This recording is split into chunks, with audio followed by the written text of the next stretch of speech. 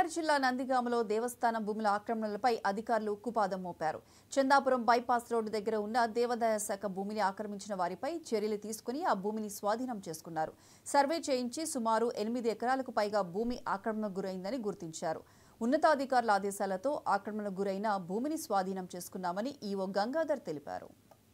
కూడా ఆక్యుపేషన్ జరుగుతున్న రోడ్డు పక్కగా ఉన్న ఆర్ఎస్ నంబర్ 822లో 8 ఎకరాల 38 సెంట్లు పూర్తిగా కూడా దేవస్థానానికి చెందిందిగా మా రికార్డు దేవస్థానం రికార్డు సెక్షన్ 25 ప్రకారంగా ఉంది.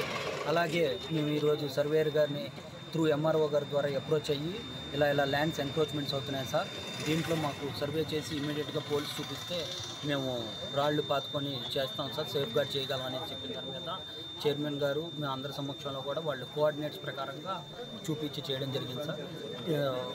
అండ్ ఆర్ఎన్బి ఏఈ గారు వీళ్ళందరి సమక్షంలో కూడా చేయడం జరిగింది.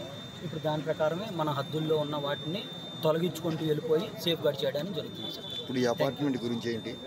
అలాగే ఇది కూడా ఒక కేసులోనే ఉంది సార్. దీనికి కూడా 10 సెంట్లు 5 సెంట్లు అనేసి అది కూడా రికార్డు త్వరలోనే చూసుకొని కోర్టు ముందు ఏదైతే ఉన్నాయో అవన్నీ కూడా చూసి చర్యలు. ఈ బిల్డింగ్ సంబంధించి ఇప్పుడు ఏం చర్యలు తీసుకోవట్లేదుగా? ఈ బిల్డింగ్ ఇప్పుడు మేము తీసుకుంటుంది 822లో మొత్తం మనకి సర్వే నెంబర్ 822లో ఏదైతే రోడ్డుకి ఆనుకొని ఇప్పుడు ప్రజెంట్ ఆక్యుపేషన్ జరుగుతున్నాయో అవి నివారించే దాంట్లోనే చేస్తున్నాం.